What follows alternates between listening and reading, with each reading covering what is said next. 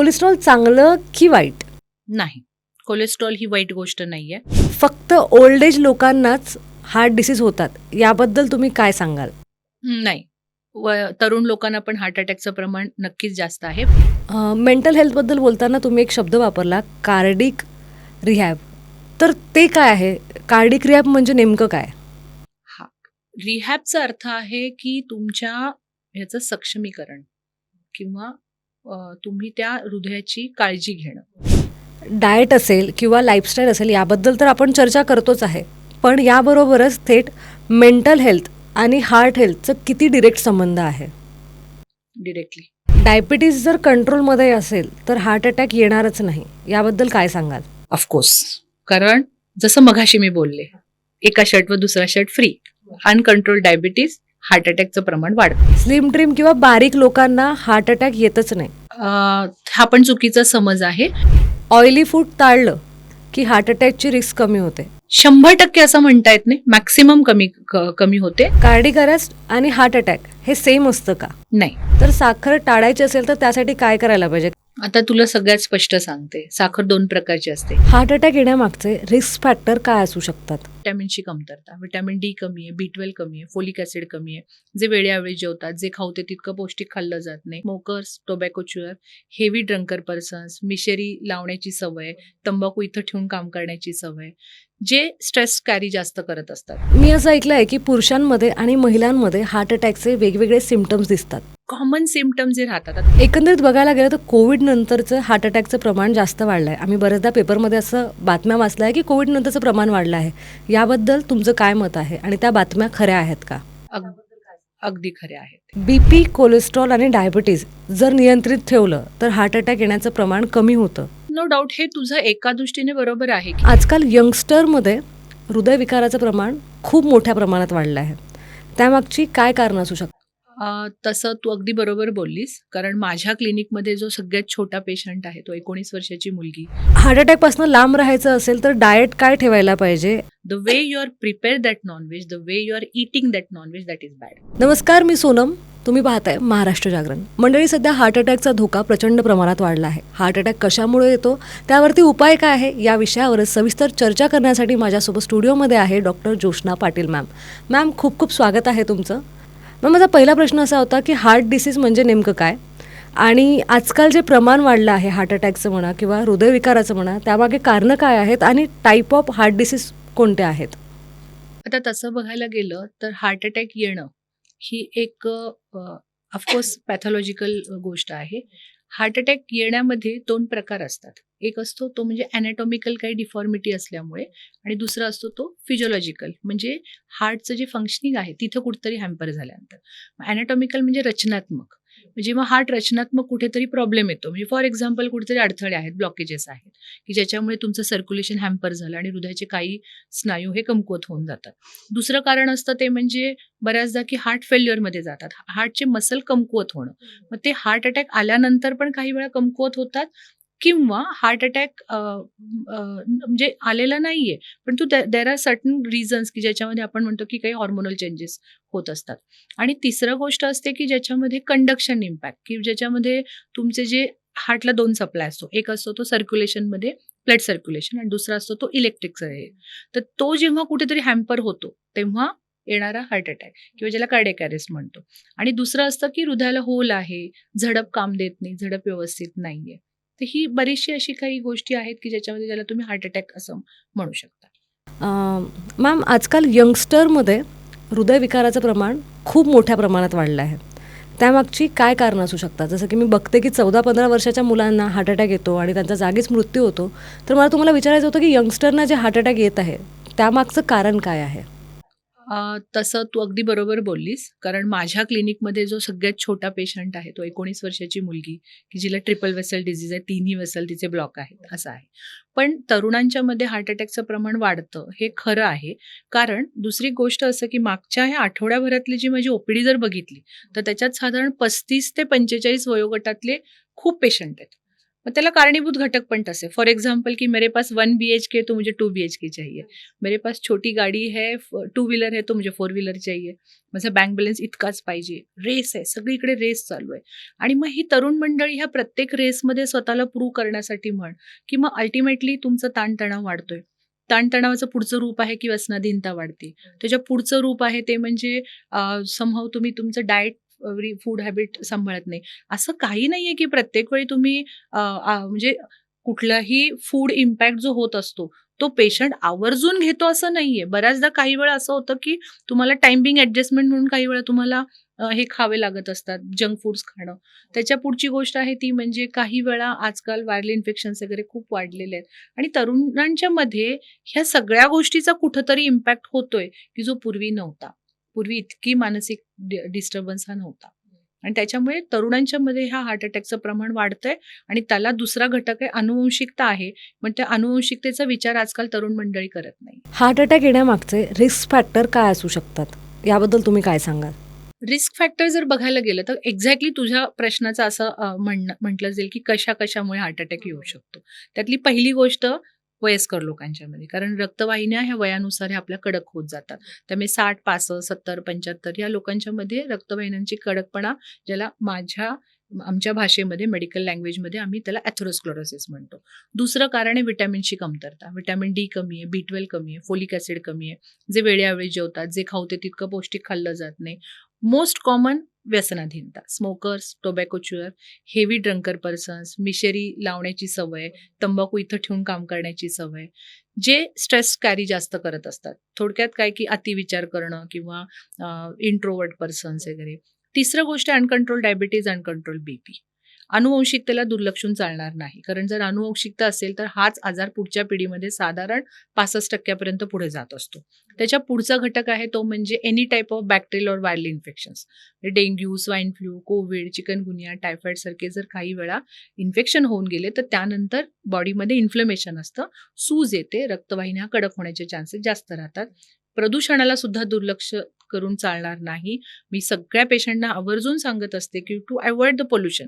पण बऱ्याचदा काही वेळा आपण अनअवॉइडेबल आपल्या गोष्टी असतात आणि बैठी जीवनशैली, सिडेंटरी लाईफस्टाईल आणि अर्थातच मानसिक ताणतणाव. एकंदरीत बघायला गेलं तर कोविड नंतरचं हार्ट अटॅकचं प्रमाण जास्त वाढलं आहे. आम्ही बरेचदा पेपरमध्ये असं बातम्या वाचल्या आहे की कोविड नंतरचं प्रमाण वाढलं आहे. याबद्दल तुमचं काय मत आहे आणि त्या बातम्या खऱ्या आहेत का? अगदी खरे आहेत ह्या, कारण कसं झालं, कोविडचा वॅक्सिन जो आहे तो तुमच्या कोॲग्युलेशनवरच काम करणारा होता. कोविडमध्ये ज्यांना कोविड झालेला आहे किंवा ज्यांच्यामध्ये आपण वॅक्सिनेशन घेतलं, आता त्याला अजून रिसर्चेस खूप चाललेले आहेत, त्याला असा ठोस असा पुरावा अजून सापडलेला नाहीये. पण कोविड नंतर मात्र बऱ्याचदा यंगस्टर्समध्ये, तरुण लोकांच्या मध्ये हार्ट अटॅकचं प्रमाण खूप वाढले, कारण कोॲग्युलोपॅथीच होती. रक्ताची गुठळी होण्याचंच प्रमाण त्याच्यानंतर जास्त वाढलेलं आहे. आणि दुसरं एक कारण असू शकतं की कोविडमध्ये बऱ्याचदा काही वेळा आपले बिझनेसेस लॉसेस झाले, बऱ्याच लोकांच्या नोकऱ्या कमी झाल्या किंवा खूप असं, त्यामुळे एक ताणतणाव वाढलेला आहे, एक आयसोलेशन व्हायला लागलं. पूर्वी आपल्याला लोकांची गरज लागत होती. असे काही लोक म्हणायचे की new world will come out, की कोविड नंतर नवीन जग येणार आहे. पण त्या नवीन जगामध्ये लोकांना बऱ्याचशा असेल की नाही, मी एकटा राहू शकतोय, मी एकटा करू शकतो, मला आता कोणाची गरज नाही राहिली. जसं की प्रत्येक आजार झाला की त्यामध्ये आपल्याला वॉर्निंग्स येत असतात, तर हार्ट अटॅक येताना कुठल्या वॉर्निंग्स येतात किंवा त्या कशा समजायच्या? या वर्षीचं जे आज वर्ल्ड हार्ट डे आहे, तर या वर्षीचं वर्ल्ड हार्ट डेचं स्लोगनच आहे की डोंट मिस युअर बीट. म्हणजे थोडक्यात की छोटे बीट म्हणजे काय, हृदयाचा ठोका. तर हृदयाचा ठोक्या म्हणजे थोडक्यात काय की छोटी लक्षणे जी असतात ना, ती तुम्ही दुर्लक्षून चालणार नाहीये. बऱ्याचदा असं होतं की तुम्ही दुर्लक्षित करत असता, म्हणजे शरीर हे प्रत्येक वेळी तुम्हाला काही ना काहीतरी इशारे हे देतच असतं. पण त्या इशाऱ्यांना तुम्ही ओळखणं गरजेचं असतं आणि जर ते इशारे वेळीच ओळखले, त्याच्यावर आपण वर्कआउट केलं किंवा त्याच्यावर जर आपण काही प्रतिबंधात्मक काही उपचार पद्धती केल्या किंवा तुमच्या तपासण्या केल्या, तुम्ही लाईफस्टाईल जर तुम्ही चेंज केली, तर तुमचं बहुमूल्य जीवन तुम्ही वाचवू शकता. परंतु आजकाल हे छोटे गोष्टी आपण ओळखून घेत नाहीयेत. मला एक साधं एक म्हणायचंय की बीट म्हणजे ठोका. हृदय जसं एका ठोक्यात चाललेलं असतं, तसं आपलं एक ही जीवनाची लय म्हणूया. आणि ह्या जीवनाच्या लयीमध्ये सुद्धा मी अगदी म्हणते की ह्याला हेल्थ म्हणू आपण. मग ही हेल्थचा जो काही नियमितपणा आहे, हा नेहमी व्यवस्थित ठेवणं गरजेचं आहे. मग आपण काय म्हणतो की I have to concentrate my health. मग आता मी 1 आठवडा, 1 महिना वर्ष हे मी माझ्या हेल्थसाठी देणार आहे, नॉट, म्हणजे हे मी चुकीचं आहे असं म्हणते. Health is a continuous process. So day to day 24/7 you have to maintain your health. BP, cholesterol आणि डायबिटीज जर नियंत्रित ठेवलं तर हार्ट अटॅक येण्याचं प्रमाण कमी होतं. याबद्दल तुमचं काय मत आहे? नो डाऊट हे तुझं एका दृष्टीने बरोबर आहे, की कोलेस्ट्रॉल जर वाढलं असेल, बीपी कंट्रोल राहत नाहीये, डायबिटीज कंट्रोल राहत नाहीये, these are the basically reasons behind your heart attack. परंतु ते तेवढंच एक कारण आहे असं नाहीये. कित्येक पेशंट्स आम्ही असे बघितलेले आहेत, की रोज एक्सरसाइज करतात, शुगर, बीपी रेग्युलर चेक करतात, ते कंट्रोलमध्ये ठेवत असतात. पण बाकीचे जे काही फॅक्टर्स आहेत, एन्व्हायरमेंटल फॅक्टर्स, ज्याला प्रदूषण म्हणू, स्ट्रेस म्हणू किंवा विटॅमिनची कमतरता म्हणू, ह्याही तितकाच कारणीभूत घटक आहे. परंतु जर मेजर पॉईंट ऑफ व्ह्यूने बघायला गेलं, जसं मी एक साधं भाषेत सांगते, की जसं एका शर्टवर दुसरा शर्ट फ्री देतात, एका साडीवर दुसरी साडी फ्री देतात, लाईक दॅट जेव्हा तुम्ही बीपी किंवा डायबिटीजचे पेशंट आहे आणि जर ते कंट्रोल नसेल तर तुमचे हार्ट अटॅकचं प्रमाण नक्कीच वाढणार आहे. मी असं ऐकलं आहे की पुरुषांमध्ये आणि महिलांमध्ये हार्ट अटॅकचे वेगवेगळे सिम्पटम्स दिसतात. त्याबद्दल तुम्ही काय सांगाल? कॉमन सिम्पटम्स जे राहतात, आता हार्ट अटॅकचे मी सिम्पटम्स तुला आधी पहिल्यांदा सांगते, की पहिलं म्हणजे चेस्ट पेन. मग ते चेस्ट पेन म्हणजे काही वेळा प्रेशर आल्यासारखं होतं, आतून पिळवटल्यासारखं वाटत असतं.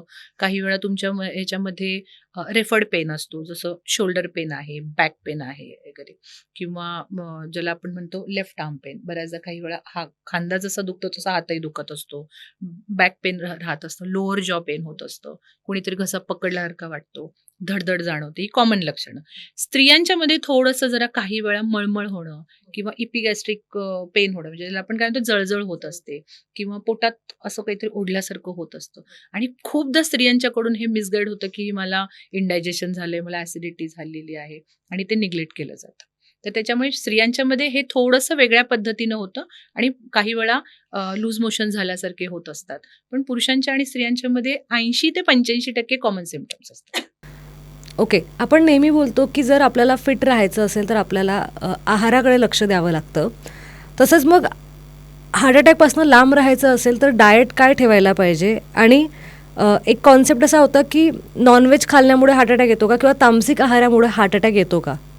आता पहिली सगळ्यात गोष्ट मी मागून जाते. जो जो शेवटी तू विचारलास, मी पहिल्यांदा सांगते, की नॉन-व्हेजमुळे हार्ट अटॅक येतो असं लोकांचं कन्सेप्ट आहे, बरोबर? भारतात काळी माती आहे. भाज्यांची अवेलेबिलिटी खूप आहे आपल्याकडे, आणि भौगोलिक परिस्थितीनुसार आपण शाकाहार हा जास्त प्रेफर करतोय. हेच तुम्ही बाहेर जा, भारताच्या बाहेर. सकाळ, दुपार, संध्याकाळ ते नॉनव्हेज खातात. मग त्यांना का बरं हार्ट अटॅक येत नाही? भारतात असं काय होतं, की लगेच नॉनव्हेज खाल्ल्याने हार्ट अटॅक येतो? त्याला पहिलं एक कारण आहे, the way you are prepare that non veg, the way you are eating that non veg, that is bad. कसं समजून सांगते, की आपण मटण आणतो, चिकन आणतो. आणल्यानंतर ते पहिलं शिजवलं जातं, त्याच्यात थोडं ऑइल टाकलं जातं. पुन्हा आपण मसाला करतो, त्याच्यात पण ऑइल चांगलं भुनलं जातं. ऑइलमध्येच आपण मसाला बनवतो, आणि हे सगळं पुन्हा आपण दुसऱ्या एका ऑइलमध्ये तो तडका देत असतो. ओके, म्हणजे तुम्ही ऑलरेडी त्या नॉनव्हेजचं फॅट आहे, ओरिजिनल फॅट आहे, त्याच्यात ॲडिशनल तुम्ही इतकं फॅट ॲड करत जाताय. पहिली गोष्ट. आणि ज्या दिवशी आपण नॉनव्हेज खातो त्या दिवशी तुम्ही बऱ्याचदा त्याच्याबरोबर भाकरी जास्त खाल्ली जाते. म्हणजे रोज एक भाकरी खाणारा माणूस त्या दिवशी 1.5 खाईल, 2 खाईल, किंवा ते बिर्याणीमध्ये जातं. Lots of rice with minimal quantity of protein. हेच फॉरेन कंट्रीजमध्ये ते लोकं बाकी खात नाही. ते दे आर इटिंग लॉट्स ऑफ, म्हणजे त्यांचं ग्रिल्ड असतं किंवा बेक करतात, आणि त्याच्याबरोबर भरपूर सॅलड वगैरे करतात आणि मग ते खातात. So they are eating protein with lots of fibres, आणि आपण we are eating protein along with lots of carbohydrates. That is bad. आणि जर तू हार्टचं, म्हणजे एक्झॅक्टली आम्ही काय खाल्लं पाहिजे फूड, त्यामुळे व्हेजी, नॉनव्हेज आणि ह्या सगळ्या ह्याच्यामध्ये पेक्षा सुद्धा आपण जाऊया, की न्यूट्रिशनली तुम्ही प्रॉपर राहणं गरजेचं आहे. त्यामुळे मी एक सिम्पल एक वे मध्ये सांगते, की you have to avoid your wheat, गहू. आता बऱ्याच जणांचं असं लागतं, असं कसं डॉक्टर, तुम्ही गहू कसं? चपाती तर आपलं बेसिक खाणं आहे, पण चपातीमध्ये ग्लुटेन आहे, आणि ग्लुटेन हे बॉडीमध्ये इन्फ्लेमेशन डेव्हलप करतं, सूज आणतं. मग असे सूज आलेलं जर अशा बॉडी असेल तर त्याच्यामध्ये तुम्हाला हार्ट अटॅकचं प्रमाण वाढतं, कारण इन्फ्लमेशन कॉजेस ॲथेरोस्क्लेरोसिस. त्याच्या पुढचा घटक आहे तो म्हणजे फ्राईड, तळलेले पदार्थ. मग तळलेले पदार्थ किंवा प्रिझर्वेटिव्ह, आपण आजकाल बाहेरचे प्रिझर्वेटिव्ह खूप खातो. टीन फूड्स किंवा पॅक फूड्स वगैरे जे असतात, गडबडीच्या वेळी खाल्ले जातात.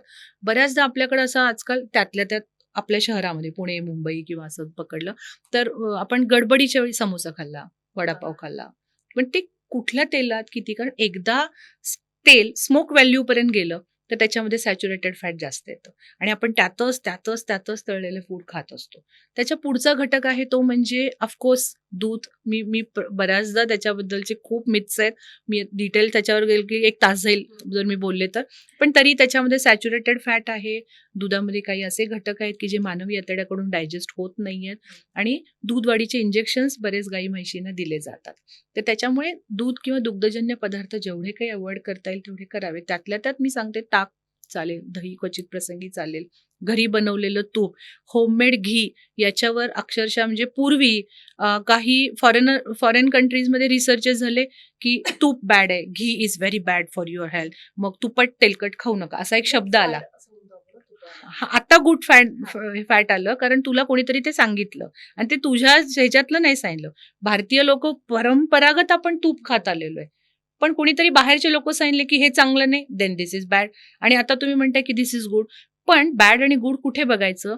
जर ते दही विरजलं जातं, ते घुसळलं जातं, त्याचा तो संस्कार मी तूप डोळ्यात तेल घालून ते तूप बनवलं जातं, that is good for your health. Not की सॅच्युरेटेड जे आपण बाहेरून घी आणतो किंवा ज्या पद्धतीने बनवलं जातं ती चुकीची पद्धत आहे. इथे मला तुम्हाला असं विचारायला आवडेल की रोजच्या आहारामध्ये अशा कुठल्या गोष्टी आहेत ज्या आपण ॲड करायलाच पाहिजे ज्याने हार्ट अटॅक येऊ शकत नाही, आणि दुसरं म्हणजे की डिटॉक्सचं किती महत्त्व आहे आपल्या आयुष्यात? आता सगळ्यात महत्त्वाची गोष्ट आहे, जसं मगाशी मी सांगितलं की pollution is one of the factor, की जे पोल्युशन तुमच्या एअरमधून जातं. मग मी सगळ्यांना सांगते हिट लिस्टवर कोण आहे जे ह्या पोल्युशनला एक्सपोज आहेत. रिक्षा ड्रायव्हर आहे, ट्रॅफिक पोलीसवाले, शॉप रस्त्यावर आहे, घर रस्त्यावर आहे, मार्केटिंगचा जॉब करतात, सगळ्यांना हे प्रॉब्लेम आहे. पूर्वी आपण ऑर्गॅनिक खात होतो, आता सगळं इनऑर्गॅनिक सुरू झालं. पाण्यात इतक्या प्रमाणात इम्प्युरिटीज जात आहे. त्यामुळे बॉडी डिटॉक्स करणं ही तितकीच गरज आहे. म्हणजे पुन्हा प्रिव्हेंटिव्हच्या आमच्या अजेंडावरच आमचं हे आहे की जेव्हा पेशंट आमच्याकडे रिहॅबसाठी येतो तेव्हा त्याचं बॉडी डिटॉक्स करणं गरजेचं आहे. आणि डिटॉक्सिफिकेशन वेगवेगळ्या बऱ्याच मेथड आहेत, पण मी अगदी साधं सिम्पल सगळ्यांना समजेल असं सांगते की 3 एक्सक्रिटरी सिस्टीम आपल्या शरीरात आहेत. पहिली आहे संडास वाटे, दुसरी आहे लघवी वाटे, तिसरी आहे घामा वाटे.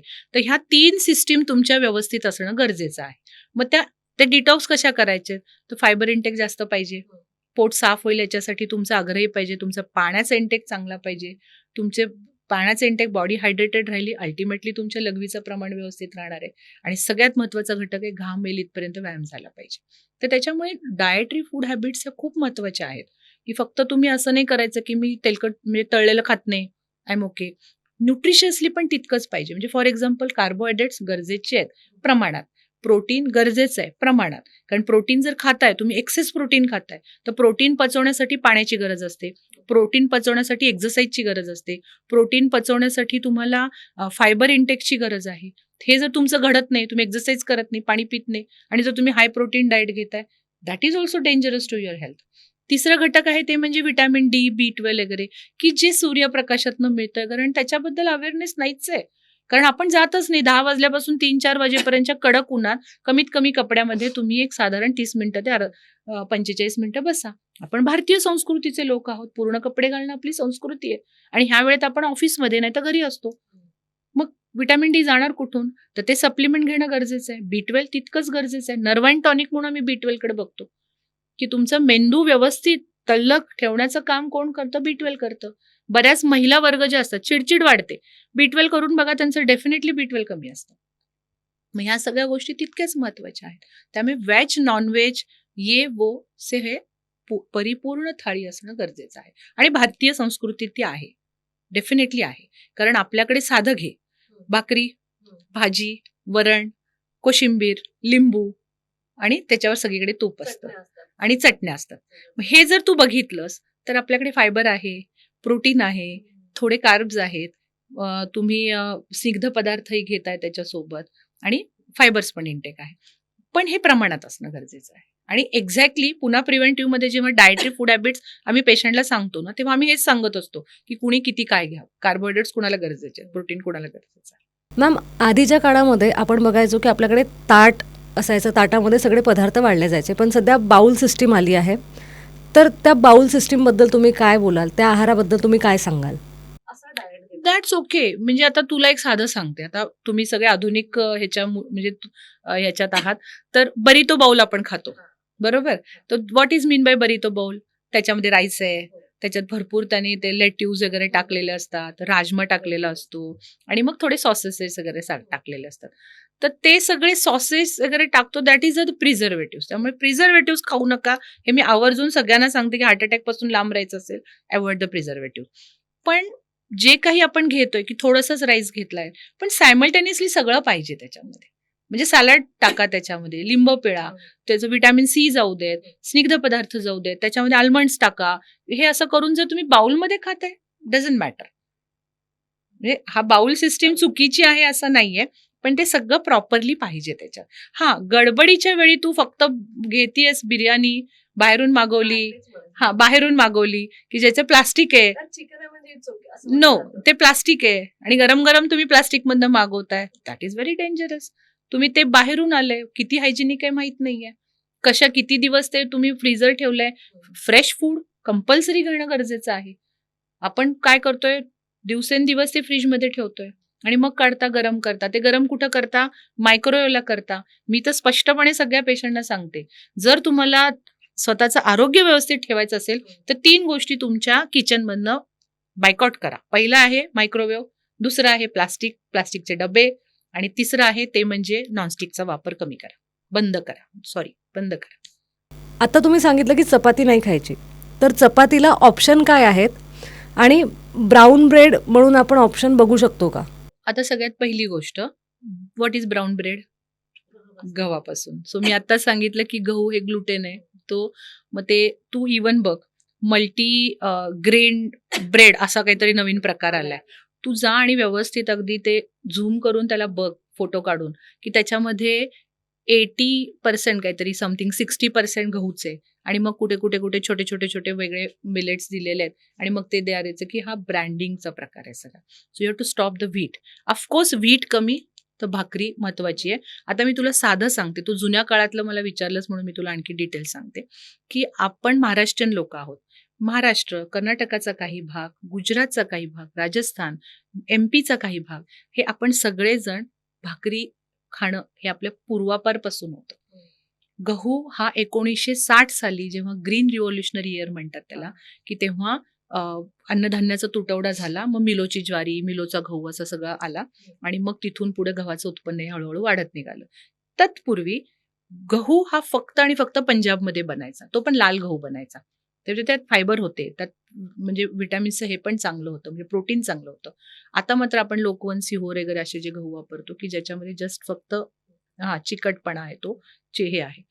तर भाकरी खाणं हे योग्य आहे. पूर्वापारपासून आपल्या जीन्सवर ते संस्कार झालेले आहेत. आणि मागच्या वर्षीचं 2024 हे मिलेट इयर म्हणून आपल्या भारतीय गव्हर्नमेंटने हे डिक्लेअर केलं होतं. आणि त्यावेळी त्या मिलेटचा इतका काही हे झाला, की अगदी मिलेटची बिस्किटं, ये वो सब शुरू हो गया. अरे त्याला फाटा फाडू नका. तुम्ही जे भाकरी आहे ना, ती भाकरीसारखीच खाणं गरजेचं आहे. त्यामुळे त्याच्याऐवजी भाकरी बेस्ट आहे. मग कुठली भाकरी खाऊ डॉक्टर? मग नाचणीची खाऊ का, ज्वारीची खाऊ का, बाजरीची खाऊ? तर मी सगळ्या पेशंटना सांगते, ज्याला जे पचतं ते खा, पण त्यातल्या त्यात पण नाचणी ही बेस्ट आहे. आयर्न भरपूर आहे, कॅल्शियम भरपूर आहे त्याच्यामध्ये आणि कार्बोहायड्रेट्स त्या मानाने कमी आहेत. देन बाजरी अँड देन ज्वारी. आणि मग जर नको मला हे होतं तर 3 किलो हे घ्या, नाचणी घ्या, 2 किलो बाजरी घ्या, 1 किलो ज्वारी घ्या, एकत्र करा आणि भाकरी खाल्ली तरी चालते. पण डायबिटीजच्या लोकांच्या मध्ये हे कार्बोहायड्रेट सुद्धा चांगले नसतात. आणि दुसरा प्रश्न आहे तुझा तो म्हणजे चुरून खाण्याचा मध्ये. आता साधी गोष्ट आहे की ते चुरून खावा किंवा मोडून खावा वगैरे, तर एक घास 32 वेळा चावला पाहिजे. हे आपल्याला पूर्वी पण आई वडील सांगायचे, अरे सावकाश खा, अरे हळू खा, जरा चावून खा. ह्याला अर्थ होता की कारण आपलं डायजेशनची जी सुरुवात आहे ती तुमच्या ह्या तोंडापासूनच सुरुवात होते. मग त्याला त्या लाळ मिसळू दे, त्याच्यात जर असं त्याचं हे होऊ दे. तर त्याच्यामुळे चुरून जरी भाकरी खाल्लीत किंवा टोचून जरी खाल्ली तर ती चावणं तितकंच महत्वाचं आहे. त्याच्यात लाळ उतरली पाहिजे. कारण जर चुरून खाल्ली तर ती काही वेळा पटापट गिळू शकते. ज्यांना दात नाहीये ते त्यांच्यासाठी तो ऑप्शन बेस्टच आहे, प्रश्न नाहीये. पण शक्यतो चुरून जरी खाल्ली किंवा तर पण 32 वेळा ती चावलीच पाहिजे. ती लाळ त्याच्यात उतरलीच पाहिजे, कारण डायजेशन तिथून सुरुवात होत असते. डाएट असेल किंवा लाईफस्टाईल असेल याबद्दल तर आपण चर्चा करतोच आहे, पण याबरोबरच थेट मेंटल हेल्थ आणि हार्ट हेल्थचं किती डिरेक्ट संबंध आहे? डिरेक्टली म्हणजे मी तर असं म्हणेन की बरेच लोक आहेत असे की बघतो आता, मगाशी पण मी बोलून गेले की तुम्ही डाएट कंट्रोल करताय, रेग्युलर एक्सरसाइज करता, पण तुम्ही न्यूट्रिशियसली स्वतःला खूप सांभाळलंय, मी व्यवस्थित प्रॉपर ठेवतो, पण मी स्ट्रेस कॅरी करतो. तर तुम्हाला हार्ट अटॅकचं प्रमाण हे तितकंच जास्त असतं. कारण जेव्हा तुम्ही मेंटली तुमचं जेव्हा हे कसं आहे, what is mean bye yoga? Use ह्या धातूपासून योग हा शब्द आलाय. म्हणजे 2 गोष्टीचं कनेक्शन खूप गरजेचं आहे. म्हणजे जेव्हा तुमचं माइंड आणि तुमचं शरीर हे जेव्हा एकत्रित काम करत असतं, तेव्हा तुम्हाला त्याचा आउटपुट चांगला मिळतो. आणि ज्यावेळी तुम्ही मेंटली कुठेतरी तिसरीकडे असता, तुमचं शरीर ते व्यवस्थित साथ देत नाही. आणि बऱ्याचदा असं होतं, जेव्हा तुम्ही स्ट्रेसमध्ये असता, तेव्हा तुमचे हार्मोनल चेंजेस एवढे फास्ट होत असतात. त्याचा परिणाम तुमच्या रक्तवाहिन्यांवर होणार आहे. रक्तवाहिन्या कडक होणार. कारण स्ट्रेस वाढला, अल्टिमेटली हार्टबीट्स वाढले. हार्टबीट्स वाढले, हार्टवरचा लोड वाढला, प्रेशर वाढलं, रक्तवाहिन्यांवरचं प्रेशर वाढलं. रक्तवाहिन्यांचं प्रेशर वाढलं की रक्तवाहिन्या डॅमेज व्हायला लवकर सुरुवात होते. आतली त्वचा, ज्याला एंडोथेलियल लाइनिंग म्हणतो, ती डॅमेज होत जाते. आणि त्याचा सर्वस्वी परिणाम हा तुमच्या म्हणजे तुम्हाला हार्ट डिझीज होण्यामागं कंपल्सरी होतोच. ओके. तर मेंटल हेल्थ छान ठेवायची असेल तर काय करायला पाहिजे? आता तुला सगळ्यात महत्त्वाचं एक सांगू का, की मेंटल हेल्थ म्हणजे आपण कसं म्हणायचं, की मी मानसिक ताणतणावाखाली आहे. बरोबर? सगळ्या गोष्टीला पॅरामीटर्स आहेत. बीपी वाढलं मोजू शकतो, शुगर वाढली मोजू शकतो. स्ट्रेस कोण मोजतंय? नाही मोजू शकत. तो स्ट्रेस स्वतःलाच ओळखता आला पाहिजे. टाइप ए पर्सनॅलिटीची लोकं हार्ट डिझीजकडे लवकर वळतात. टाइप ए म्हणजे काय? इंट्रोव्हर्ट. कुणासमोर मी व्यक्तच होऊ शकत नाही किंवा मी व्यक्त होत नाहीये, म्हणजे मला असं इच्छा आहे, पण मी करू शकत नाही. काही लोकं ओव्हर थिंकिंग, उगीचच एखाद्या गोष्टीचं असं कीच पडणं म्हणतात ना, तसं ते भरपूर विचार करत असतात. त्याच्या पुढची गोष्ट असते ती म्हणजे ज्याला आपण म्हणतो मिस्टर अँड मिसेस परफेक्शनिस्ट. मी म्हणतो ना, हे असंच झालं पाहिजे. असं झालं तर मला चालणार नाही. आग्रही मताची लोकं. यांच्यामध्ये हार्मोनल चेंजेस होतात, हार्ट अटॅकचं प्रमाण वाढतं. मग आता मोजायचं कसं डॉक्टर? तर त्या मोजायला तो व्यक्ती स्वतःच कारणीभूत असतो. म्हणजे मला स्ट्रेस आहे का? तर हां, मी स्ट्रेसमध्ये आहे. मग मी कुठल्या स्ट्रेसमध्ये? माझ्या कामाच्या स्ट्रेसमुळे मला जास्त ताण होतोय, फॅमिलीमध्ये काही गोंधळ आहेत, आर्थिक काही गोंधळ आहेत, माझ्या मुलांना घेऊन मी जास्त स्ट्रेसमध्ये आलोय का? काही माझ्या पेरेंट्सना घेऊन मी काही टेन्शनमध्ये आलोय का? माझी सामाजिक स्थिती कुठेतरी बिघडलेली आहे. तर हा स्ट्रेस आधी ओळखा. मी साधं सिंपल भाषेत सांगते. स्ट्रेस मॅनेजमेंट काय करायचं? First you have to find out your stress, की ह्या गोष्टीमुळे मला जास्त ताण व्हायला लागलाय. बाय हुक और क्रूक के न प्रकारे तो स्ट्रेस रिलीव्ह करायचा प्रयत्न करा. मग काही वेळा तुम्हाला एक स्टेप सरेंडर व्हायला लागेल, काही वेळा अग्रेसिव्हली जायला लागेल, काही वेळा मागे यावं लागेल, काही वेळा तुम्हाला जास्त एफर्ट्स घ्यायला लागतील. आणि एक क्षण असा येतो की नाही, काही होऊ शकत नाही डॉक्टर, हा स्ट्रेस म्हणजे ह्यात हे सोल्युशन निघूच शकत नाहीये. Just neglect the stress. म्हणजे हे जेव्हा मी माझ्या कसं पुन्हा प्रिव्हेंटिव्हमध्ये आम्ही दर रविवारी आणि गुरुवारी पेशंटचे हा जो मी आता जे सांगते, हा अवेअरनेस प्रोग्राम आम्ही पेशंटसाठी पण घेत असतो. मग तेव्हा पेशंट्स अल्टिमेटली एका पेशंटला मी असंच सांगितलं, की first try to find out the problem, then try to solve the problem and neglect the problem. Patient म्हटला, की आणि जर प्रॉब्लेम निग्लेक्ट होतच नसेल तर? ऑफकोर्स ती स्त्री होती, महिला होती, 60च्या पुढची होती. म्हटलं, "काकू, सुनेबद्दल बोलताय का?" तर ती म्हणली, "तुम्ही कसं ओळखलत?" तर मी म्हटलं, की एकच आहे, the way that person, you have to accept the person. The way that situation, you have to accept the situation.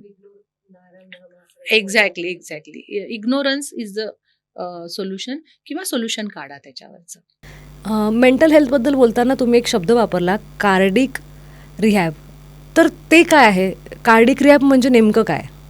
हा, रिहॅबचा अर्थ आहे की तुमच्या ह्याचं सक्षमीकरण किंवा तुम्ही त्या हृदयाची काळजी घेणं. आता रिहॅबमध्ये ना सगळ्यात महत्वाचं की रिहॅबला येणारे पेशंट जो असतो ना, तो असं काही नाहीये की हार्ट अटॅक आल्यानंतरच तुम्ही रिहॅबमध्ये एंट्री केली पाहिजे किंवा रिहॅबचा विचार केला पाहिजे. There are 2-3 types of steps. पहिलं प्रायमरी रिहॅब, सेकंडरी रिहॅब आणि टर्शरी रिहॅब. प्रायमरी रिहॅबमध्ये कोण येतं?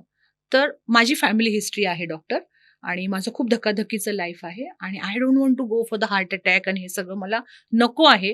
तर तुम्ही काय सजेस्ट कराल? तर त्यांच्यामध्ये मग आम्ही काय असतं, की काही अर्ली डिटेक्शन्स असतात, की काही ज्याला आपण काय म्हणतो, समहाऊ काही इन्व्हेस्टिगेशन्स आहेत, काही पॅरामीटर्स आपण चेक करतो, काही कार्डियक मार्कर्स आहेत, की ज्याच्यामध्ये आपण त्यांना अवेअरनेस त्यांचा डेव्हलप करू शकतो, की अरे बाबा हे असं आहे, तर तू ह्या पद्धतीने लाईफस्टाईल ठेव. दुसरी गोष्ट असते ती म्हणजे तुमच्या सेकंडरीमध्ये कोण येतं? I am a diabetic person, I am a hypertensive person, माझं फॅमिली हिस्ट्री पण आहे, मी मेंटल स्ट्रेस खूप कॅरी करतोय doctor, what can I do? की कारण बीपी डायबिटीजचं कॉम्प्लिकेशन म्हणून हार्ट अटॅक येण्याचे चान्सेस खूप असतात. That is different. आणि तिसरी गोष्ट असते ती म्हणजे डॉक्टर मला हार्ट अटॅक येऊन गेलेला आहे, मला प्लास्टी झाली आहे, माझी बायपास झाली आहे, पुन्हा मला हार्ट अटॅक आलेला आहे, पुन्हा मला अंजायना आहे, चेस्ट पेन होते, छातीत दुखतंय माझ्या, मला परत दम लागतोय आणि आता डॉक्टर मला सांगतात की माझ्या हृदयाची कॅपॅसिटी कमी आली आहे, दॅट इज टर्शरी.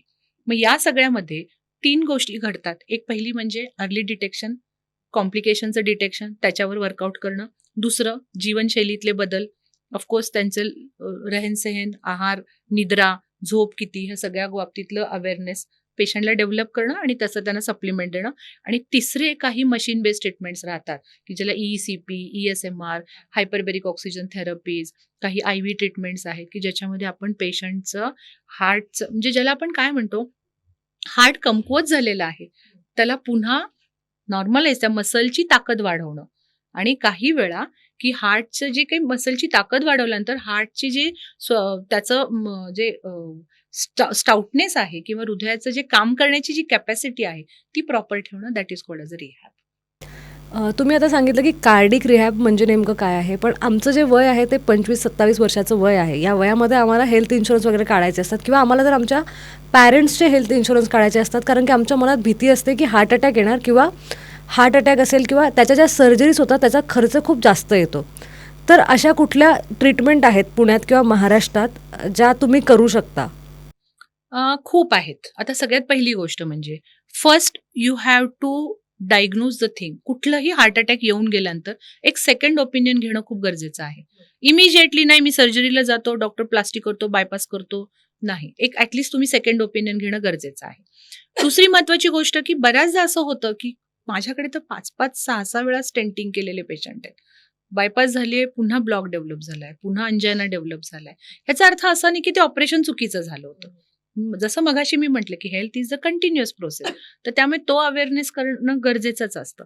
पण काही वेळा जेव्हा तुम्हाला परत दम लागतोय, परत अंजायना, छातीत दुखायला लागलं, हार्टचे मसल वीक झालेले आहेत आणि आता डॉक्टर काही करू शकत नाही, मेडिकल लाईन ऑफ मॅनेजमेंट. काही वेळा हार्ट ट्रान्सप्लांटचे पेशंट आहेत. कित्येक हार्ट ट्रान्सप्लांट केसेस सुद्धा आम्ही पुन्हा प्रिव्हेंटिव्हमध्ये हे ट्रीट केलेले आहेत की ज्यांचं आपण हार्ट ट्रान्सप्लांट पण टाळू शकलेलो आहे.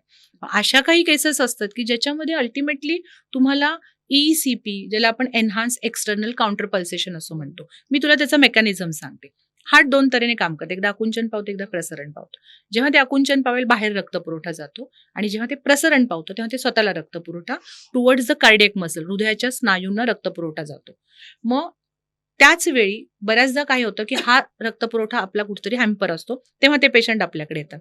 मग आम्ही काय करतो, दोन्ही पायांना जसं ECP, enhance external counter pulsation, दोन्ही पायांना जसे बीपीचे बेल्ट बांधतात तसे बेल्ट बांधले जातात.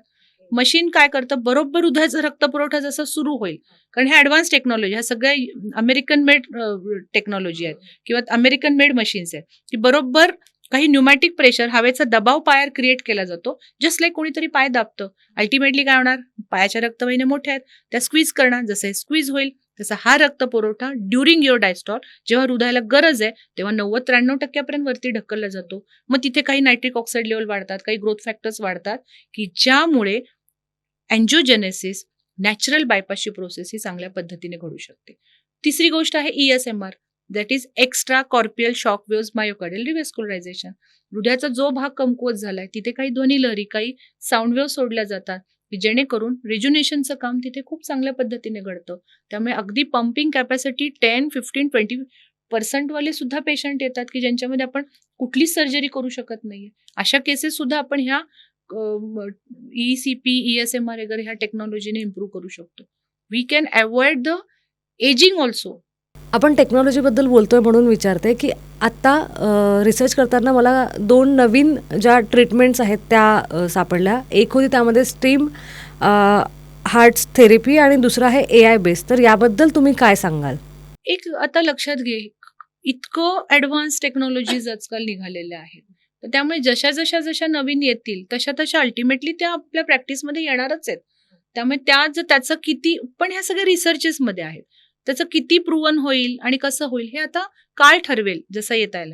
पण ज्या गोष्टी चांगल्या आहेत आणि ज्या नॉन इन्व्हेजिव्ह आहेत की ज्याच्यामध्ये कुठेही चिरफाड नाहीये किंवा काही नाही, ते ॲक्सेप्ट करणं ही काळाची गरज काही दिवसांनी नक्कीच होणार आहे, की जी आजही आहे. काही प्रश्न नेहमी पडत असतात, त्याबद्दल आता चर्चा करूया. त्यातला पहिला प्रश्न म्हणजे हार्ट अटॅक येणे म्हणजे फक्त चेस्ट पेन का? हे खरं आहे की खोटं? नाही, खोटं. प्रत्येक वेळी तुम्हाला चेस्ट पेन होईलच असं नाही. काही वेळा थकवा येत असतो पेशंटला, काही वेळा हेडेक होतो, काही वेळा धडधड जाणवते, काही वेळा ज्याला आपण म्हणतो एक्सेसिव्ह स्वेटिंग, म्हणजे बाहेरचं वातावरण थंड आहे पण पेशंट एकदमच पूर्णतः घाम आलेला आहे. त्यामुळे असं आपण सांगू शकत नाही की फक्त heart attack is equal to pain, chest pain नाही. There are lots of things की जे आहेत. फक्त ओल्ड एज लोकांनाच हार्ट डिसीज होतात याबद्दल तुम्ही काय सांगाल? नाही.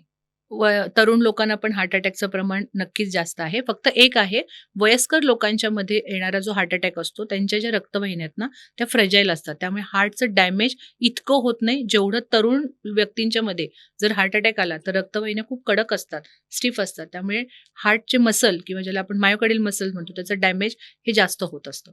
त्यामुळे असं काही म्हणू शकत नाही, तरुण लोकांनाही हार्ट अटॅक येऊ शकतो. स्त्रियांमध्ये हार्ट अटॅक येण्याचं प्रमाण कमी आहे, यामागे कोणती कारणं आहेत? एक्झॅक्टली, स्त्रियांच्या मध्ये हार्ट अटॅकचं प्रमाण कमी आहे, परंतु केव्हा? जोपर्यंत ती मेन्स्ट्रुएटिंग आहे तोपर्यंत. कारण जोपर्यंत ती मेन्स्ट्रुएटिंग आहे तोपर्यंत तिचे जे हॉर्मोन्स असतात ते आपलं कोलेस्ट्रॉलचं व्यवस्थित रेग्युलेशन करणं, कोलेस्ट्रॉल कंट्रोल करणं किंवा डायबिटीज, बीपी ह्याच्यासाठी तुम्हाला थोडंसं ते कंट्रोल करणारे हॉर्मोन्स असतात. त्यामुळे हार्ट अटॅक कमी येतो. परंतु जसं तिचं मेन्स्ट्रुअल सायकल कमी होते, आता 2 प्रकारे, आयदर सर्जिकल मेनोपॉज किंवा नॅचरल मेनोपॉज. सर्जिकल मेनोपॉज म्हणजे हिस्टेक्टॉमी. त्यामुळे असे पटापट छोट्या छोट्या गोष्टींसाठी हिस्टेक्टॉमी करणं पण मी म्हणते की आधी पहिलं सेकंडरी ओपिनियन घ्या, जेवढं तुम्हाला सेव्ह करता येईल तेवढं करा. आणि सेकंडरी जो असतो तो मेनोपॉज. याच्यानंतर मात्र हार्ट अटॅकची रिस्क पुरुषांच्या मध्ये आणि स्त्रियांच्या मध्ये सेम राहत असते. मॅम, कोलेस्ट्रॉल चांगलं की वाईट? नाही, कोलेस्ट्रॉल ही वाईट गोष्ट नाहीये. कोलेस्ट्रॉलचं महत्त्व सांगते की पहिली म्हणजे तुमची सेल मेम्ब्रेन किंवा पेशींचं ताकद मेंटेन करणं किंवा विटॅमिन डी ची निर्मिती असेल किंवा ज्याला आपण म्हणतो की काही हॉर्मोन्सची निर्मिती आहे की जी फक्त त्याच्यासाठी कोलेस्ट्रॉल गरजेचं असतं. पण 2-3 प्रकारचे कोलेस्ट्रॉल आहेत ज्याच्यामध्ये आपण HDL जे म्हणतो, हाय डेन्सिटी लिपोप्रोटीन, ते बॅड कोलेस्ट्रॉल वाहून बाहेर टाकून देण्याचं काम करत असतं. त्यामुळे HDL हे नेहमीच प्रमाणात असणं गरजेचंच आहे. सायमल्टेनियसली LDL किंवा ट्रायग्लिसराइड्स लेवल ह्या मात्र वाजवीपेक्षा जास्त असून चालणार नाहीये, कारण this is one of the cause of heart attack. Ma'am, बऱ्याच लोकांचं असं म्हणणं असतं की मी जिमला जातो, मी योगा करतो, मी फिट आहे, तर मला हार्ट अटॅक येणारच नाही. नाही, हे जर लाईफस्टाईल असेल तर हार्ट अटॅकचं प्रमाण नक्कीच खूप कमी राहणार आहे. पण सायमल्टेनियसली जर त्यांच्यामध्ये जर मानसिक ताणतणाव असेल, विटॅमिनची कमतरता वगैरे जर काही कारण असेल, बऱ्याचदा ती मॅपिंग होत नाही. आपल्याला असं वाटतं रेग्युलर मी पोळी भाजी खातो किंवा भाकरी भाजी खातोय तर मी I am okay, I am fit, असं नाही. बऱ्याचदा काही वेळा विटॅमिन डी, म्हणजे तुम्ही B12 घेताय पण ते ॲब्झॉर्ब किती होतं हे कोणी बघितलेलं आहे. म्हणून vitamin D, B12, folic acid ह्याच्या तपासण्या करणं गरजेचंच राहणार आहे. लायपोलिटले, कोलेस्ट्रॉल हे रेग्युलर बघणं गरजेचंच आहे. त्यामुळे असं काही म्हणू शकत नाही आपण. डायबिटीज जर कंट्रोलमध्ये असेल तर हार्ट अटॅक येणारच नाही, याबद्दल काय सांगाल? ऑफकोर्स, कारण जसं मघाशी मी बोलले, एका शर्टवर दुसरा shirt free. Uncontrol diabetes, heart अटॅकचं प्रमाण वाढतं. पण फक्त एवढंच एक मला सांगायचंय की ज्यांना डायबिटीज कंट्रोल नसेल तर त्यांना हार्ट अटॅक येत नाही, कारण त्यांच्यामध्ये सायलेंट अटॅक्स असतात, त्यांना चेस्ट पेन जाणवत नसतं. ते पेशंट प्रेझेंट होताना maximum, not always, maximum present होताना असे होतात की दम लागतोय डॉक्टर, पाय सुस्त आहेत, चेहरा सुसतो, झोपलं की खोकला वाढतो, उठून बसलं की बरं वाटतं. आणि मग आपण त्यांचे जर इव्हॅल्युएट करायला गेलो तर आपल्याला लक्षात येतं की हृदयाचा काही पोर्शन हा कमकुवत झालेला आहे किंवा त्यांना ऑलरेडी ब्लॉकेजेस आहेत. स्लिम ट्रिम किंवा बारीक लोकांना हार्ट अटॅक येतच नाही, हे खरं की खोटं? हा पण चुकीचा समज आहे. कारण एक साधी गोष्ट आहे की नो डाऊट ओबेसिटीमुळे किंवा वजन वाढलं तर हार्ट अटॅकचं प्रमाण खूप वाढतं. पण जर थिन लोकांच्या मध्ये जी बाकीची मी कारणं सांगितली, एक्सपोजर, ज्याला अनुवंशिकता असेल, पोल्युशनचं एक्सपोजर आहे, खूप एक्सेस ताणतणाव तो कॅरी करतोय, किंवा ज्याला ऑलरेडी कोविड किंवा असे काही व्हायरल इन्फेक्शन्स होऊन गेलेले, त्यांच्यामध्ये हार्ट अटॅकचं प्रमाण नक्कीच असणार आहे. ऑइली फूड टाळलं की हार्ट अटॅकची रिस्क कमी होते, याबद्दल काय सांगाल? 100% असं म्हणता येत नाही, मॅक्सिमम कमी होते. त्यात पण मी अगदी आवर्जून सांगेन की जसं स्मोक व्हॅल्यू पर्यंत जर जो तुम्ही तेल नेलं, म्हणजे त्याच तेलातनं तळून खाल्लेले जे पदार्थ असतात ते ऑफकोर्स तुमच्या शरीराला खूप घातक आहेत. किंवा नॅचरल फॅट हे गेलं पाहिजे की जे तुमच्या नट्स मधून जातं, म्हणजे तुमचे बदाम असतील, अक्रोड असेल, तीळ असतील, शेंगदाणे असतील, की ज्याच्यामधून हे गेलेच पाहिजेत. पण म्हणजे शेंगदाण्याच्या तेलात तळून जिलबी खाल्ली, that is bad. Cardiac arrest आणि हार्ट अटॅक हे सेम असतं का? नाही, कार्डियक अरेस्टची वेगळी पॅथॉलॉजी आहे आणि कार्डियक हार्ट अटॅकची वेगळी पॅथॉलॉजी. हार्ट अटॅक म्हणजे काय, की थोडक्यात तुम्हाला कुठेतरी अडथळे निर्माण झालेत, रक्तवाहिन्यांच्या मध्ये अडथळे निर्माण झाले, रक्तपुरवठा थांबला, तुमच्या हृदयाची स्नायूंना गरज आहे, heart is crying for the oxygen, heart is demand for the oxygen, ज्याला आपण अंजायना म्हणतो, हार्ट अटॅक येतो. आणि कार्डियक अरेस्ट जी आहे ती म्हणजे जसं हे आहे की हार्टला 2 प्रकारचं सप्लाय असतो. एक असतो तो इलेक्ट्रिक सप्लाय, एक असतो तो ब्लड सर्क्युलेशन. हा इलेक्ट्रिक सप्लाय जर कुठेतरी हॅम्पर झाला, ज्याला आपण कार्डियक अरेथमिया म्हणतो, म्हणजे ठोके वाढणं, ठोके कमी होणं किंवा इरेग्युलर होणं, त्याच्यामुळे कार्डियक अरेस्ट होण्याचे चान्सेस हे जास्त असतात. कॉफी पिणे हार्टसाठी योग्य की अयोग्य? Actually caffeine is good ideally, कारण ते मसल रिलॅक्संट असतं, मूड इलिव्हेटर असतं, त्यामुळे मानसिक ताणतणावापासून तुम्ही लांब राहू शकता. पण जेव्हा तुम्ही ब्लॅक कॉफी घेतात, you mean to say black coffee, तर ब्लॅक कॉफी किंवा ब्लॅक टी आम्ही घेतो आणि आम्ही व्यवस्थित आहोत असं म्हणणाऱ्या लोकांना मी सांगते की प्लीज अवॉइड द शुगर. साखर ही त्याच्यापासून तुम्ही लांबच राहिलं पाहिजे. त्यामुळे plain black coffee, plain black tea, that's good for the health. तुम्ही आता सांगितलं की विदाऊट शुगर इज ओके. साखर ही अतिशय हानिकारक असते, तर साखर टाळायची असेल तर त्यासाठी काय करायला पाहिजे? कारण की आपल्या बॉडीमध्ये नॅचरल पद्धतीने साखर जात असते, तर त्याबद्दल तुम्ही काय सांगाल?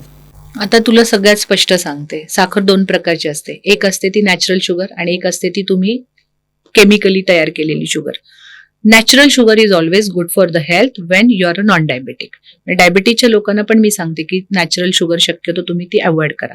नॅचरल शुगर जाते कशातून? सगळे फळं, तुमचे कार्बोहायड्रेटचं पचन झाल्यानंतर ग्लुकोजची निर्मिती होते, त्यामुळे त्याच्यातून साखर जात असते. त्यामुळे डायबिटीजच्या लोकांनी उलट जेवढं काही तुम्ही कार्बोहायड्रेट्स कमी कराल तेवढं तुमचं साखरेचं प्रमाण असंही कमी होत असतं. तिसरं असतं मध किंवा याच्यातून. आता मी साधी गोष्ट एक सांगते, बऱ्याचदा लोक मला म्हणतात की मध हे चालतं का, मग आम्ही मध घालून हे घेतो. पण शुद्ध मध ओळखायचं कसं हे पण मी तुला आज समजून सांगते. पहिली गोष्ट आहे की मध जेव्हा तुम्ही एका बाटलीत ठेवता, त्याच्यात जर खाली बेरी तयार झाली साखरेची, तर त्याच्यात पाक आहे. त्यामुळे तेही मी रेकमेंड करत नाही की उद्या जर तुम्ही मध घेतलात की मॅडम तुम्हीच म्हणाल तर नॅचरल शुगर आहे आणि माझी शुगर वाढली, Jyotsna Patil is not responsible for that. So तिसरी गोष्ट असते की जेव्हा तुम्ही मध जेव्हा काय म्हणतात पाण्यात टाकतो आपण, तर तो पाण्याचा एकतर अशी गुठळी होऊन बसतो, तो डिस्बर्स झाला, तो पसरला पाण्यावर, तर त्याच्यात साखरेचा पाक आहे. तिसरी गोष्ट आहे, जर कॉटनच्या कपड्यावर जर तू टाकलास, थोडा वेळ थांब आणि परत उलटून बघ, जर पाठीमागून जर त्याचा चिकटपणा जाणवला तुला, तो ऍब्झॉर्ब झाला त्या कॉटनच्या कपड्यात, तर त्याच्यात साखरेचा पाक असतो. आणि मधाला कधीही मुंग्या लागत नाहीत, कारण चीटीचा मेंदू जो असतो, मुंगीचा मेंदू असतो, तो ग्लुकोजकडे अट्रॅक्ट होणार असतो आणि याच्यात ग्लुकोज नाहीये. सो त्यामुळे मध पण नॅचरल शुगर आहे, पण आजकाल भेसळ खूप झाली, त्यामुळे त्याच्या बाबतीत मी फार रेकमेंडेशन देत नाही. बट साखर किंवा त्याचा लगेच सबस्टिट्यूट आपल्या तो, मग आम्ही गुळ खाऊ का? गुळ आणि साखर कशापासून बनली आहे? दोन्ही ऊसापासून बनले आणि दोन्हीचं जर बघायला गेलं तर ग्लुकोजच आहे. फक्त पूर्वीच्या काळात हे सल्फर पासून बनत होतं आणि गुळ हा जो बनवत होता त्याला उकळलं जायचं मोठ्या ह्याच्यामध्ये, त्याच्यात भेंडीची झाडं वगैरे घालून त्याची मळी काढली जायची. तसा गुळ पूर्वी खात होते, त्याच्यात केमिकल नव्हतं. पण आता मात्र तसं राहिलेलंच नाहीये. केमिकल शिवाय ना गुळ बनतोय ना साखर बनतेय. तर त्याच्यामुळे दोन्ही तुमच्या शरीरासाठी चांगलं नाही का? कारण ग्लुकोज हे कॅलरीज वाढवतात, तेवढ्या कॅलरीज जर तुम्ही बर्न नाही केल्या तर त्या डिरेक्टली फॅटमध्ये कन्व्हर्ट होत असतात.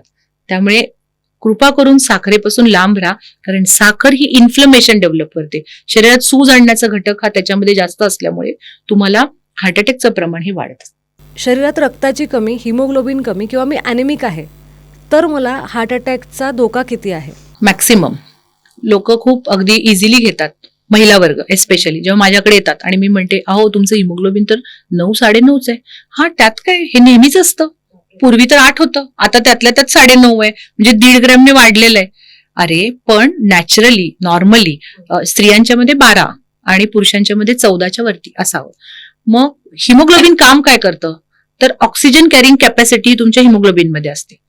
शरीराला प्रत्येक पेशीना डिमांड कोणाची? ऑक्सिजनची. जर तुमची शरीरामध्ये जर आयर्न डिफिशियन्सी असेल किंवा तुम्ही अनिमिक राहत असाल तर तुमची म्हणजे तुमचं ऑक्सिजन कॅरिंग कॅपॅसिटीच कमी राहते. मग जसे बाकीचे मसल वीक होतात किंवा थकवा येतो, आपण म्हणतो पायात गोळेच येतात डॉक्टर, थकवाच येतो, तसं तुमचं हार्टही थकणार आहे.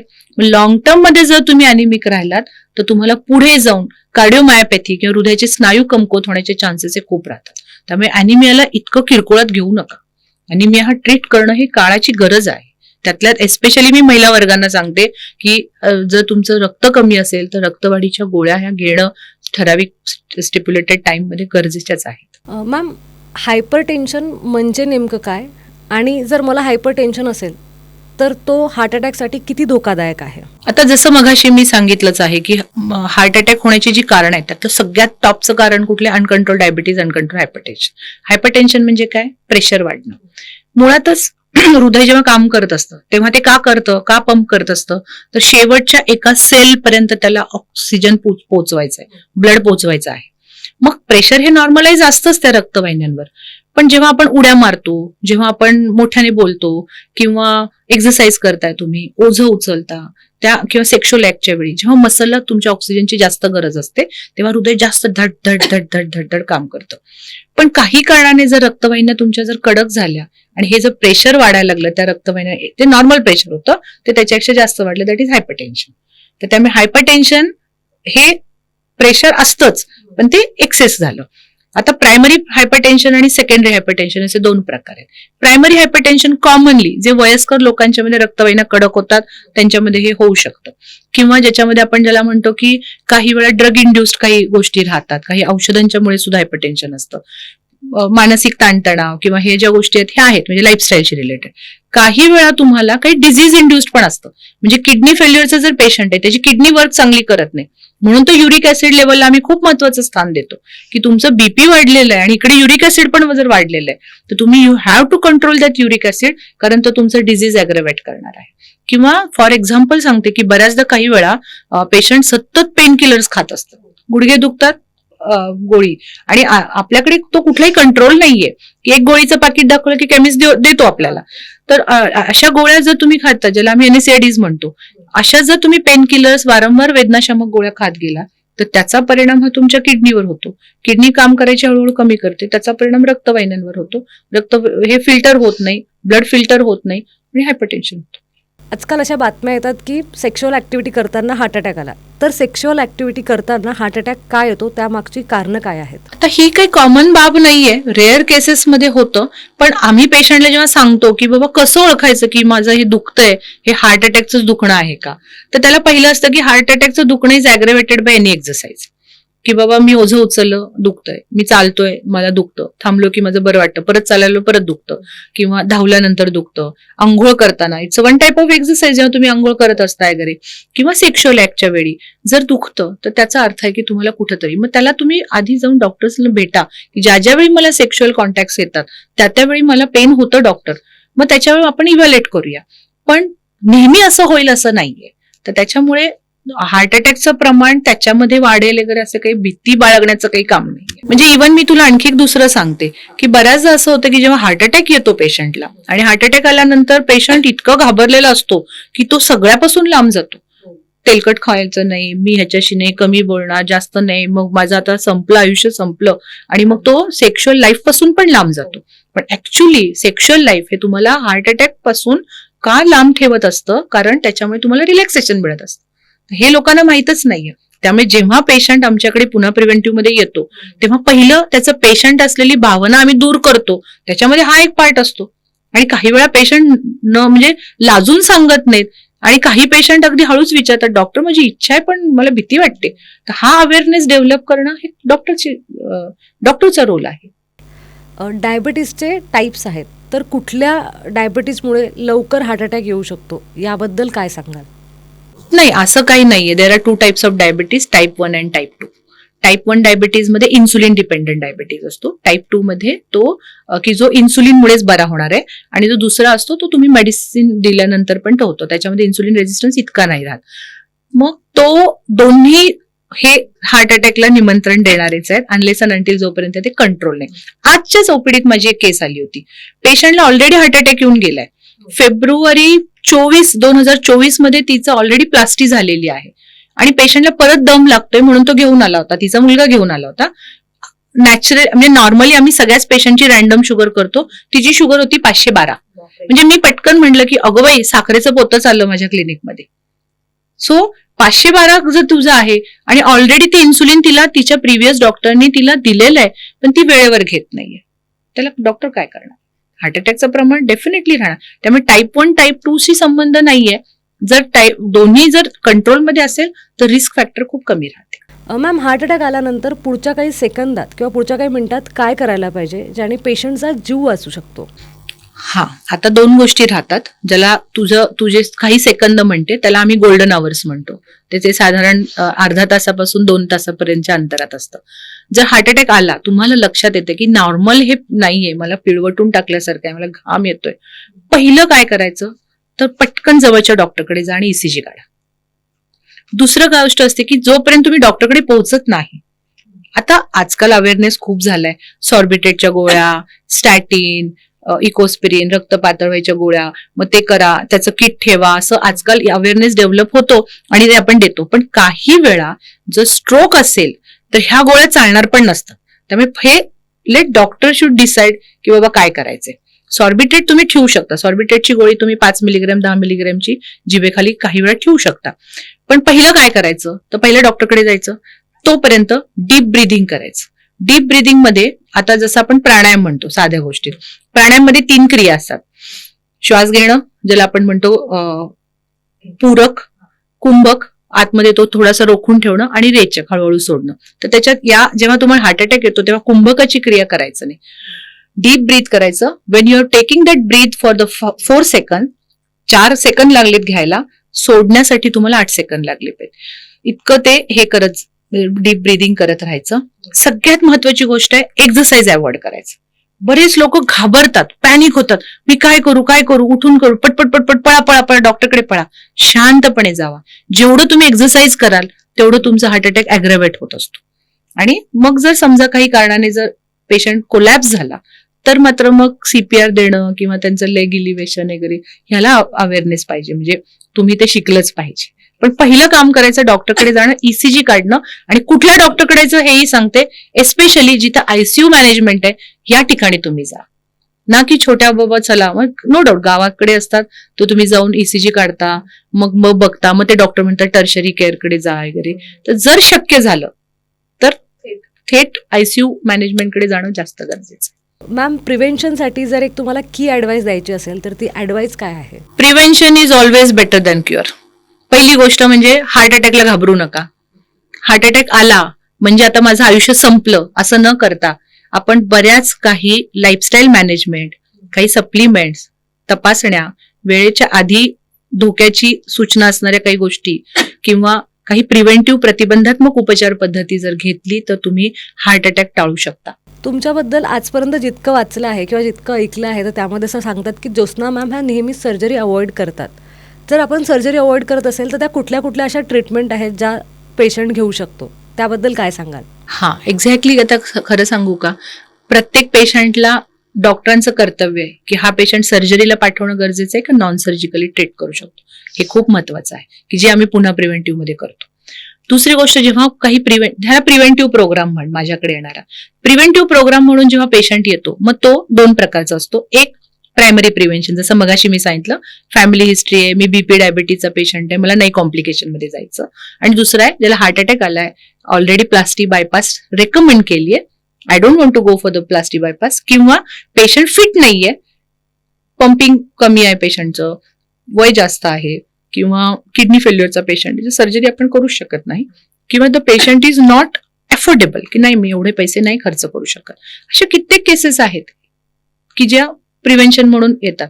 तर त्याच्यात मगाशी जसं मी सांगितलं की ECP, ESMR, HBOT, hyperbaric oxygen therapy, enhance external counter pulsation, ज्याला आपण इन्फ्रारेड लाईट्स, ज्याला आपण काही IRच्या काही ट्रीटमेंट्स आहेत, ओझोनच्या काही ट्रीटमेंट्स आहेत, काही सप्लिमेंट्स आहेत की जे आपण IV मधून सप्लिमेंट्स देत असतो की जेणेकरून तुमच्या मेटाबॉलिझमवर काम केलं जातं. मेटाबॉलिझम, चयापचयाची क्रिया. असं मी जिथे जिथे बोलते बऱ्याचदा मला कॉल येतो, मॅडम माझं पचन होत नाहीये, तुम्ही काही ट्रीटमेंट कराल का?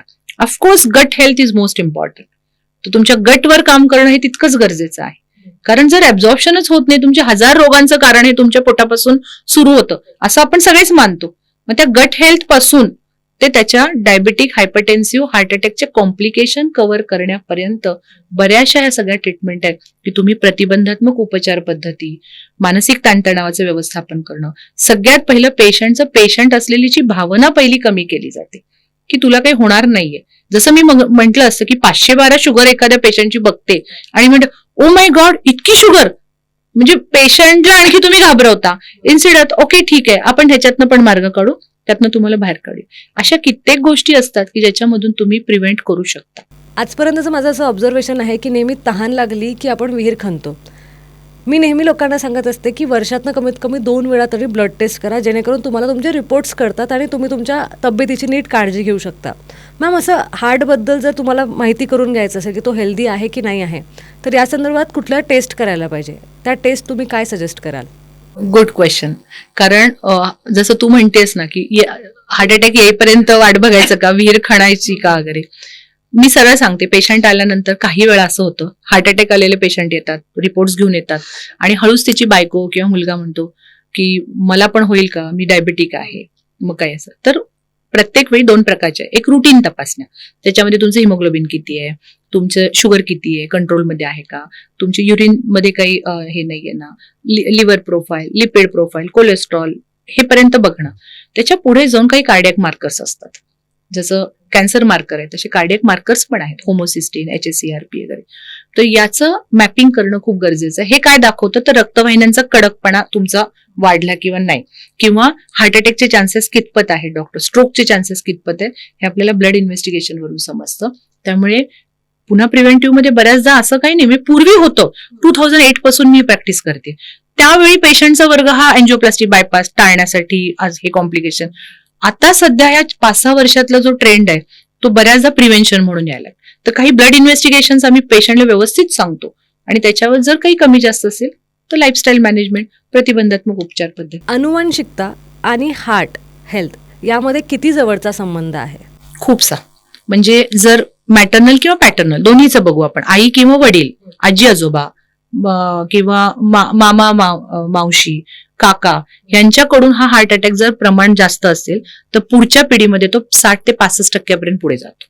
परंतु फॅमिली हिस्ट्री अजिबात नाहीये, मग मला हार्ट अटॅकचं प्रमाण किती राहील, तर ते 3%च आहे. पण ते रिलेट करतं तुमच्या लाईफस्टाईलशी. तर समजा कुठलीही फॅमिली हिस्ट्री नाहीये पण वर्स्ट तुमची लाईफस्टाईल आहे, तर तुम्ही 65 काय त्याच्याही पेक्षा जास्त प्रमाणात तुम्हाला हार्ट अटॅकचे चान्सेस आहेत. पण अनुवंशिकता असेल तर मात्र अवेअरनेस तुमचा पाहिजेच, कंपल्सरी. इव्हन मीच साखर सोडलेली आहे, माझ्या फॅमिलीमध्ये मॅक्सिमम सगळे डायबेटिक आहेत, सो आय नो दॅट कुठतरी जेनेटिक फॅक्टरने जाणार आहे हा आजार, तर तुम्ही साखर घेऊ नका. ऑफकोर्स. जवळपास आज आम्ही हार्ट अटॅक बद्दलचे सर्व पॉईंट कव्हर करण्याचा प्रयत्न केला आहे. काही पॉईंट राहिले असतील तर प्लीज आम्हाला कमेंट बॉक्समध्ये सांगा, आणि तुम्हाला त्याबद्दल पॉडकास्ट आवडेल का पाहायला ते पण आम्हाला सांगा. नाही, सगळ्यात पहिल्यांदा मी तुमच्या चॅनलला पण कौतुक करते आणि शुभेच्छा पण देते, कारण अवेअरनेस बद्दल तुम्ही इतकं, म्हणजे पेशंट, म्हणजे तुम्ही लोकांच्या पर्यंत पोहोचताय की ह्यामुळे होतंय, त्यामुळे तुमचं जास्त कौतुक आहे. मी आहे, मी वेळ काढून आले, माझं हे आहे, दॅट इज माय ड्युटी आहे ऍक्च्युली, पण तुम्ही इतकं सगळं अवेअरनेस डेव्हलप करताय, ग्रेट. धन्यवाद मॅडम तुम्ही दिलेल्या वेळेबद्दल. आज आपण हार्ट अटॅक संदर्भातले सर्व मुद्दे जवळपास कव्हर केले आहे. या संदर्भात तुम्हाला अजून काही प्रश्न असतील तर आम्हाला कमेंट बॉक्समध्ये तुम्ही विचारू शकता. त्याचबरोबर जर तुम्हाला हा व्हिडिओ आवडला असेल तर आमच्या यूट्यूब चॅनलला लाईक, शेअर आणि सबस्क्राईब करायला मात्र विसरू नका. धन्यवाद.